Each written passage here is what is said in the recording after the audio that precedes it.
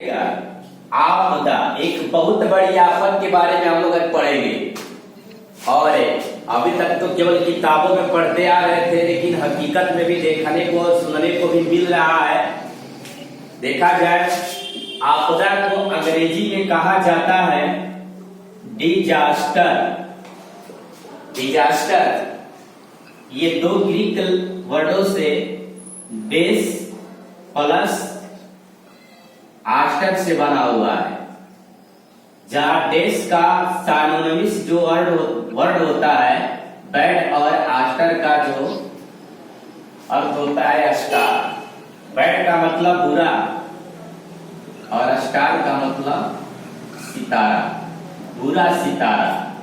मतलब ये है, इसका जो शाब्दिक जो अर्थ होता है बुरा सितारा, ये आपदा है। और इसकी परिभाषा है कि वैसी आकस्मिक घटने वाली घटना जिनसे बड़े पैमाने पर जान माल की नुकसान हो, उसे आपदा कहते हैं।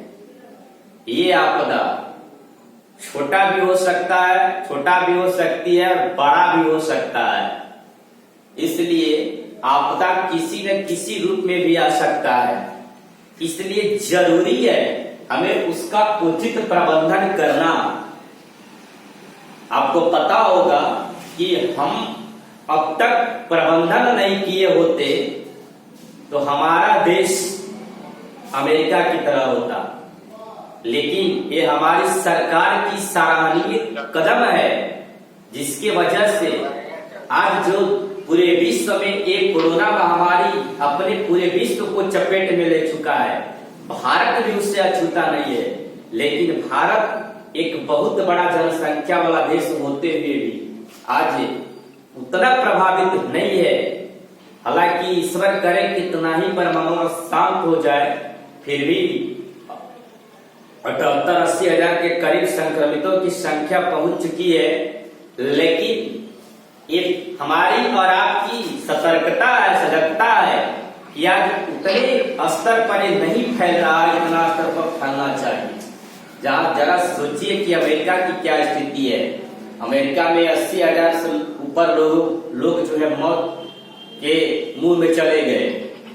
इस प्रकार अगर हम पहले से ही किसी भी आपदा को आने से पूर्व अगर हम सतर्क रहे और उससे बचने के लिए कोई उपाय करें, तो हो सकता है हम उसके प्रभाव को कम कर सकते हैं, उससे बच सकते हैं। तो इस प्रकार आपदा से बचने के जो भी उपाय किए जाते हैं, जो भी कोशिश की जाती है, उसे ही हम आपदा प्रबंधन डिजास्टर मैनेजमेंट के नाम से जानते हैं।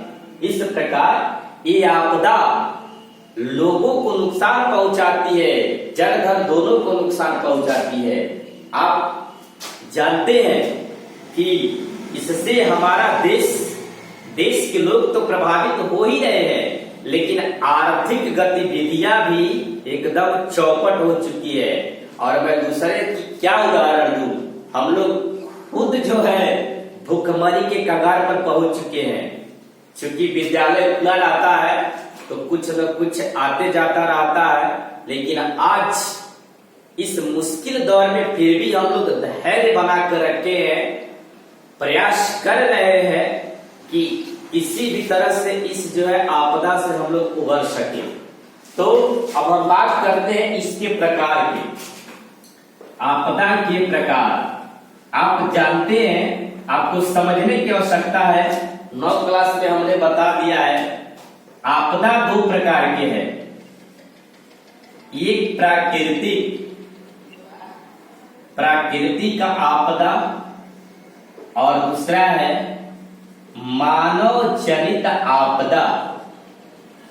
मानव जनित आपदा, ध्यान दीजिएगा। इससे आपके जो सोशल साइंस ज्योग्राफी के पार्ट 2 है, उसमें हम केवल प्राकृतिक आपदा और उसके बचाव उपाय के बारे में हम लोग पढ़ेंगे। हल्की फल्की इसकी भी जानकारी दे देना चाहता हूँ। प्राकृतिक आपदा उसे कहते हैं जो प्राकृतिक परिवर्तनों के परिणाम स्वरूप उत्पन्न होता है ये आपदा पर किसी का बस नहीं चलता है। ये तो प्रकृति के कहर का परिणाम होता है, जिससे कि बहुत सारे लोग प्रभावित होते हैं, बहुत सारे विभाग प्रभावित होता है। प्राकृतिक आपदा में जो आता है, बाढ़ आता है, सूखा आता है, भूकंप आता है।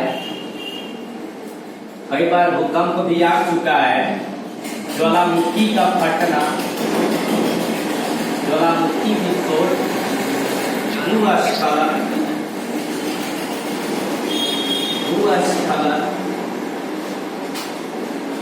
इसके बाद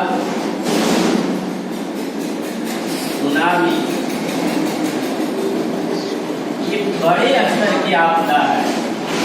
और मानव जनित आपदा में, यानी मानव जनित आपदा जो मानवीय भूल के परिणाम स्वरूप उत्पन्न होता है।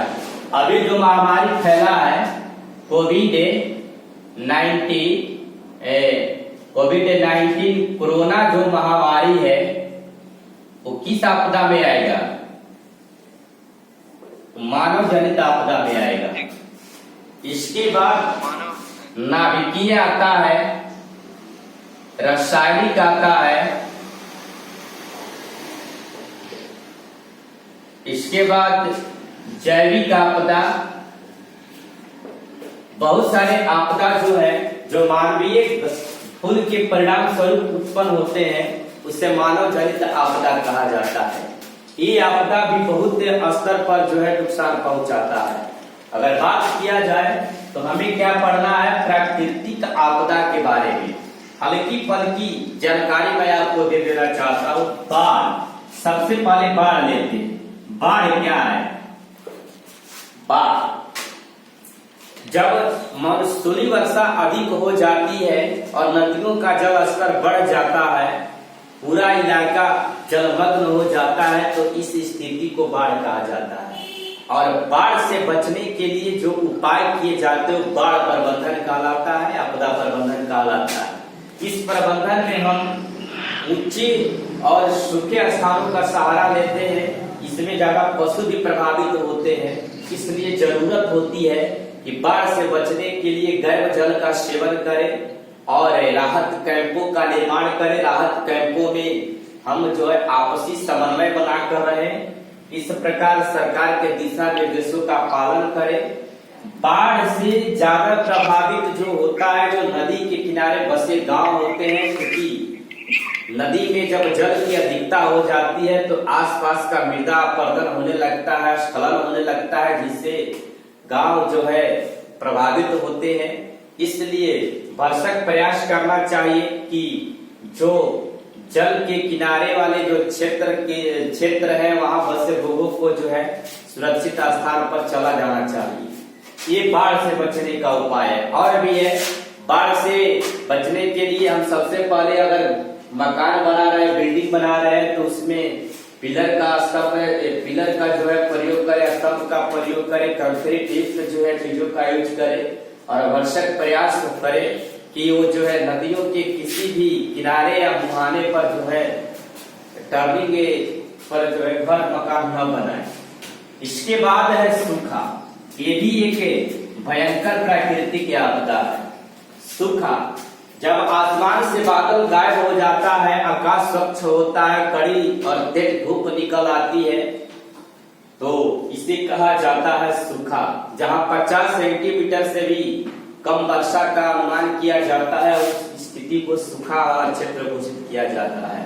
सूखा से बचने के लिए हमें बहुत सारे उपाय कर सकते हैं। कुआं खुदवाकर या जल संग्रहण करके भी हम सूखा से बच सकते हैं। सूखा जो है बाढ़ से तो बहुत कम प्रभावित होते हैं, लेकिन सूखा एक बहुत बड़ा नुकसानदायक जो है प्राकृतिक आपदा है। भूकंप, आपको बता दें कि इसका बाढ़ और सूखा का एक अलग चैप्टर, दूसरे चैप्टर में जाएंगे तो इसका एक अलग चैप्टर मिलेगा। इसके बारे में विस्तृत और गहन जानकारी आपको दी जाएगी। अभी मैं संक्षेप में थोड़ा थोड़ा करके समझा रहा हूँ और मुझे आशा है कि आप लोग समझते होंगे। किताब आपके पास तो होगा तो देख लीजिएगा, पढ़ते रहिएगा। अगले दिन आएंगे तो फिर मैं हिस्ट्री के अधूरे चैप्टर को पूरा करा दूंगा। इसके बाद जैसा आपका आदेश होगा, जैसा आप चाहेंगे उसी प्रकार हम पढ़ाएंगे। मैं आपकी इच्छाओं का सम्मान पहले भी करता था, आज भी करूंगा और फ्यूचर में भी करता रहूंगा। आप सुखी रहो। हमारा हमेशा प्रयास रहता है कि हम आपके विश्वास पर खरे उतरें, आपको प्रयासों को जो है आगे बढ़ाने में आपकी मदद करें जहां तक हो सके। मैं आपसे अति प्रभावित रहता हूँ और भले आप